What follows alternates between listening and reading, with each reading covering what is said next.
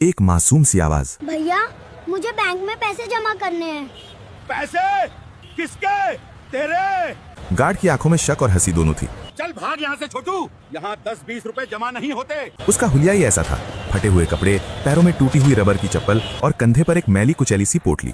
Bank के उस आलीशान गेट पर खड़ा वो बच्चा किसी भी नजरिए से ग्राहक नहीं लग रहा था। गार्ड ने उसे ऊपर से नीचे तक घुरा और हकाते हुए हाथ आगे बढ़ा दिया। बाहर जा, यहाँ गेट पे भीड़ मत लगा। बच्चा सहम गया, दिल जोर से धड़का लेकिन कदम पीछे नहीं हटाए। आसपास खड़े लोग तमाशबीन बन गए, कुछ के चेहरों पर मजाक वाली हंसी थी। गार्ड ने भी शायद मजाक समझते हुए और लोगों को हंसाने के लिए उसे धक्का देने के बजाय रास्ता छोड़ दिया। अंदर जाके देख ले, लेकिन खबरदार जो लाइन में घुसने की कोशिश की तो। और फिर दरवाजा खुला। बाहर की धूल और गरीबी से बिल्कुल अलग अंदर एक नई दुनिया थी। एसी की ठंडी हवा, पॉलिश किए हुए फर्श और नोटों की वो महक। बच्चा धीरे धीरे काउंटर की तरफ बढ़ा। मैडम मुझे पैसे जमा करने हैं। काउंटर पर बैठी कर्मचारी ने अपने काम से नजर हटाई। उसकी नजर उस गंदी पोटली पर गई और वो अपनी हंसी रोक नहीं पाई। इसमें क्या है? चिल्लर कितने होंगे? 100, 200? बगल के काउंटर से एक और आवाज आई। पहले असली कस्टमर्स का काम निपटाओ यार, इनका तो चलता रहता है। बच्चे को लाइन से हटाकर किनारे कर दिया गया। वहां बैठ जा चुपचाप। वो बच्चा अपनी पोटली को सीने से भींचकर बेंच के कोने में सिकुड़ कर बैठ गया। हर गुजरते मिनट के साथ उसका डर बढ़ता जा रहा था। वो बार बार घड़ी देखता, फिर अपनी पोटली को टटोलता। हिम्मत करके वो दोबारा खड़ा हुआ, फिर से काउंटर पर गया। इस बार उसकी आंखों में आंसू तैर रहे थे। प्लीज पैसे जमा कर लीजिए ना, अगर ये खो गए तो मेरे माँ बाप बहुत परेशान हो जाएंगे। इस बार कर्मचारी का सब्र टूट गया। वो झल्ला उठी। ठीक है, लाओ इधर, खोलो अपनी ये पोटली, हम भी तो देखें ऐसा क्या खजाना लाए हो तुम। पूरे बैंक की निगाहें उस पर थी। जैसे ही वो मैली सी गांठ खुली, सन्नाटा ऐसा कि सुई गिरे तो शोर हो। उस पोटली में जो था उसे देखकर बैंक वालों की आंखें फटी की फटी रह गईं। दोस्तों जरा माहौल को महसूस कीजिए। सुबह के 11 बज रहे थे। बैंक के अंदर सब कुछ परफेक्ट था। महंगे सूट पहने बिजनेसमैन, अपनी जमा पूंजी सहेजने आए बुजुर्ग और होम लोन के सपने देखते युवा जोड़े। हर तरफ कामयाबी और पैसे की खनक थी। लेकिन वो बच्चा राजू, उसके पैर कांप रहे थे। वो पोटली सिर्फ कपड़े का टुकड़ा नहीं थी, उसमें शायद उसकी जिंदगी की सबसे कीमती चीज थी। 3 काउंटर थे, तीनों बिजी। पहले पर वीआईपी डीलिंग, दूसरे पर भारी भरकम ट्रांजैक्शन। राजू तीसरे काउंटर पर गया जहां प्रिया बैठी थी। प्रिया ने पहले तो उसे नोटिस ही नहीं किया। जब नजर पड़ी तो माथे पर शिकन आ गई। फटे हाल में एक भिखारी जैसा दिखने वाला बच्चा। पैसे जमा करने हैं? प्रिया के लहजे में हिकारत थी।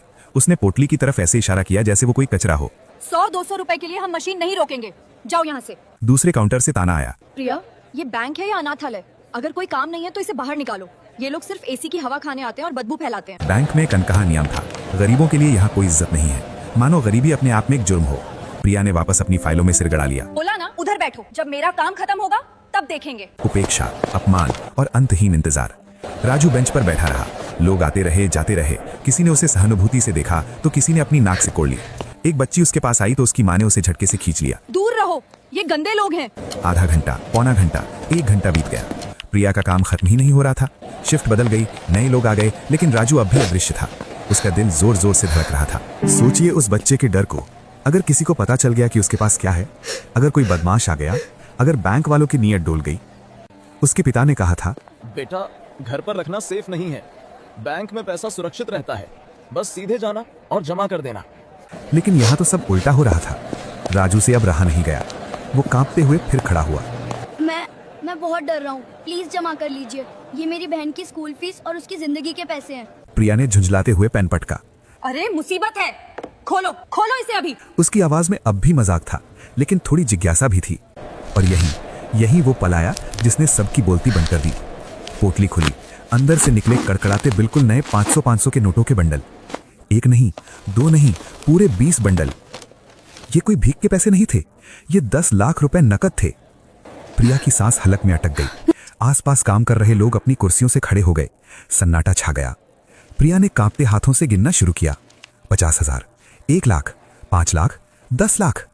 पूरे बैंक में खुसर फुसर शुरू हो गई। इस भिखारी जैसे दिखने वाले बच्चे के पास 10 लाख? जरूर चोरी के होंगे। कहाँ से मारा होगा इसने? गरीबों के पास इतनी रकम कहाँ से आती है? अब हंसी गायब थी। उसकी जगह ले ली थी शक ने। वो गहरा जहरीला शक जो हमारा समाज अक्सर गरीबों पर करता है। मैनेजर को बुलाओ अभी। श्रीमती शर्मा, बैंक मैनेजर, अपनी केबिन से बाहर आईं। क्या तमाशा है? मैडम, इस बच्चे के पास 10 लाख कैश है। श्रीमती शर्मा की आंखें फैल गईं। उन्होंने राजू के फटे कपड़ों को देखा, फिर नोटों के ढेर को। फैसला उसी पल हो गया। सच सच बता, कहाँ से चुराए ये पैसे? किसके घर में डाका डाला है? या तेरे माँ बाप ने कोई गैर कानूनी काम किया है? राजू का चेहरा सफेद पड़ गया, नहीं मैडम, ये मेरे। लेकिन उसकी सुनने वाला कोई नहीं था। श्रीमती शर्मा ने तुरंत फोन घुमाया। पुलिस को भेजिए, एक चोर पकड़ा गया है। पुलिस आई, 2 हवलदार आए, वो भी जल्दबाजी में। उन्होंने आव देखा न ताव, राजू की बाह मरोड़ी। चल थाने, वहाँ तोते की तरह बोलेगा तू। एक पल में राजू ग्राहक से मुजरिम बन गया। लोग वीडियो बना रहे थे, हंस रहे थे। देखा, शक्ल से ही चोर लगता था। राजू रोता रहा, गिड़गिड़ाता रहा, मैंने चोरी नहीं की, ये मेरे पापा ने खेत बेचकर। लेकिन उसकी आवाज नक्कार खाने में तूती की तरह दब गई। पैसों को सबूत मानकर जब्त कर लिया गया और राजू को जीप में ठूस दिया गया। बैंक में फिर से शांति हो गई, मानो कुछ हुआ ही ना हो। अन्याय की ये सिर्फ शुरुआत थी। थाने का मंजर और भी खौफनाक था। थानेदार सिंह, एक कड़क और बेरहम आदमी, जिसे सच से ज्यादा अपना केस फाइल बंद करने की जल्दी थी। सच बता, किस एटीएम को तोड़ा, किस सेट को लूटा? राजू सुबक रहा था। मैंने कुछ नहीं किया, ये मेरे दादाजी की जमीन थी। शहर बढ़ गया तो कीमत बढ़ गई। पापा ने खेत का आधा हिस्सा बेचा है मेरी बहन की पढ़ाई के लिए। थानेदार जोर से हंसा। अरे वाह, क्या कहानी गढ़ी है। ये सब फिल्मी डायलॉग किसी और को सुनाना। उसने बिना किसी जांच के, बिना किसी सबूत के फाइल खोल दी। आरोपी नाबालिग, जुर्म चोरी, संदिग्ध, बरामद 10 लाख नकद। बस एक मुहर लग गई, सिर्फ इसलिए क्योंकि वो गरीब दिखता था। अगली सुबह राजू के माता पिता नरेश और मीना बदहवास हालत में थाने पहुंचे। हमारा बेटा चोर नहीं है साहब, वो ईमानदार है। लेकिन थानेदार ने उन्हें भी लपेट लिया। अच्छा, तो तुम ही हो वो गैंग लीडर, बच्चे से चोरी करवाते हो? नरेश और मीना के पास न पैसा था, न पावर, न कोई बड़ा वकील। वो टूट चुके थे, सिस्टम ने उन्हें कुचल दिया था। लेकिन तभी थाने का दरवाजा एक धमाके के साथ खुला। एक आदमी अंदर दाखिल हुआ, हाथ में फाइलों का एक पुलिंदा। उसके पीछे राजू के गांव का एक आदमी था। ये थे वकील राज वर्मा, गरीबों के मसीहा। रुकिए, ये बहुत बड़ी गलती हो रही है थानेदार साहब। थानेदार ने उन्हें घूरा। तू कौन है? मैं इस बच्चे का वकील हूँ। राज वर्मा ने टेबल पर कागजात पटके, धड़ाम। ये जमीन के असली कागज हैं। ये रही सेल डीड, ये बैंक की रसीद है जहाँ से खरीदार ने पैसा दिया, और ये रहा टैक्स सर्टिफिकेट। उन्होंने थानेदार की आंखों में आंखें डालकर कहा, हर एक पैसा लीगल है। इनके दादा की पुश्तैनी जमीन जो अब शहर की सीमा में आ गई है, उसे 20 लाख में बेचा गया है। 10 लाख नकद, बाकी चेक। ये चोरी का माल नहीं, इनकी मेहनत और विरासत की कमाई है। थानेदार की बोलती बंद हो गई। वकील राज वर्मा अब अपने रौद्र रूप में थे। सुनिए इंस्पेक्टर, बिना किसी एफआईआर, बिना किसी वारंट, सिर्फ उसके कपड़े देखकर आपने तय कर लिया कि वो चोर है। ये सिर्फ गलती नहीं है, ये वर्दी का और कानून का अपमान है। मैं आपको अभी बता रहा हूं, अगर ये बच्चा अगले 5 मिनट में इज्जत के साथ रिहा नहीं हुआ तो मैं सीधा हाईकोर्ट जाऊंगा। रॉन्गफुल कन्फाइनमेंट और मानहानि का ऐसा केस ठोकूंगा कि आपकी नौकरी और इस बैंक का लाइसेंस दोनों खतरे में पड़ जाएंगे। थानेदार सिंह का पसीना छूट गया। उसे अपनी गलती का एहसास हो चुका था। वो जानता था कि वो फंस गया है। कुछ ही देर बाद राजू बाहर आया। उसके माँ बाप ने उसे गले लगा लिया। आंसू थे, लेकिन अब वो राहत के थे। लेकिन कहानी यहाँ खत्म नहीं हुई, असली बदलाव अभी बाकी था। अगले दिन जब बैंक के मैनेजर को एक लीगल नोटिस मिला, गरीबी के आधार पर ग्राहक के साथ भेदभाव, बैंक की साख दांव पर थी। हेड ऑफिस से तुरंत ऑर्डर आए। अगली सुबह जब राजू अपने माता पिता और वकील के साथ बैंक पहुंचा तो नजारा बदला हुआ था। वही मैनेजर श्रीमती शर्मा, जो कल उसे चोर कह रही थीं, आज हाथ जोड़े खड़ी थीं। बेटा, हमें माफ कर दो, हमसे बहुत बड़ी भूल हुई। हमने इंसान को नहीं, उसके लिबास को देखा। प्रिया, वो कैशियर, अपनी नजरें नहीं उठा पा रही थी। मुझे माफ कर देना राजू, मैंने तुम्हें जज किया, मैं शर्मिंदा हूँ। राजू ने कुछ नहीं कहा, बस धीरे से सिर हिला दिया। उसकी खामोशी ने सबसे ज्यादा शोर मचाया। उसका खाता खोला गया और इस बार उसे वीआईपी ट्रीटमेंट मिला। 10 लाख जमा हुए। उसे पासबुक, एटीएम कार्ड और ऑनलाइन बैंकिंग किट दी गई। सीनियर मैनेजर ने खुद उसे एक छोटा सा तोहफा दिया, एक पिग्गी बैंक, जिस पर लिखा था, ईमानदारी ही असली दौलत है। कुछ महीनों बाद अगर आप उस बैंक में जाते तो आपको रिसेप्शन पर एक बड़ा सा बोर्ड दिखाई देता। उस पर राजू की एक मुस्कुराती हुई तस्वीर थी और नीचे लिखा था, इंसान की परख उसके कपड़ों से नहीं, उसके किरदार से होती है। यहाँ हर ग्राहक हमारे लिए वीआईपी है।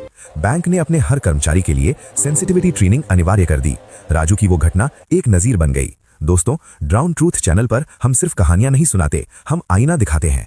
ये कहानी राजू की थी, लेकिन सोचिए, ऐसे कितने राजू रोज जलील होते हैं। हम और आप कितनी बार किसी को उसके हुलिये से जज कर लेते हैं। याद रखिए, पैसा बैंक में जमा होता है, लेकिन इंसानियत दिल में। अगर इस कहानी ने आपके दिल को छू लिया है तो इसे शेयर जरूर करें। शायद आपकी एक शेयर से किसी और का नजरिया बदल जाए। क्योंकि असली अमीर वो नहीं जिसकी जेब भारी हो, बल्कि वो है जिसका दिल बड़ा हो। ग्राउंड ट्रूथ को सब्सक्राइब करना ना भूलें। हम फिर मिलेंगे एक और कड़वी लेकिन जरूरी सच्चाई के साथ।